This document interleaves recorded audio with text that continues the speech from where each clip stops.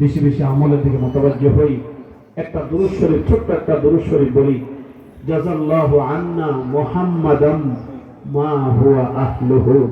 এই ছোট্ট দুরূদ শরীফ যদি একবার কেউ পড়ে, 70 জন ফেরেশতা 1000 দিন লাগাতার সওয়াব লিখতে থাকে। সুবহানাল্লাহ।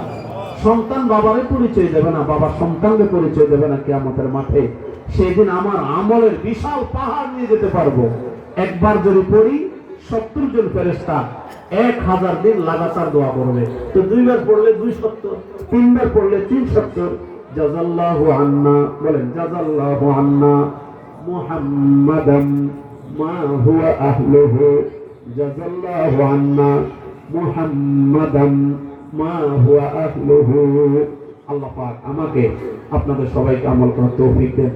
আল্লাহুম্মা আনতাস সালাম ওয়া মিনকাস সালাম, তাবারাকতা রব্বানা ওয়া তাআলাইতা ইয়া যাল জালালি ওয়াল ইকরাম।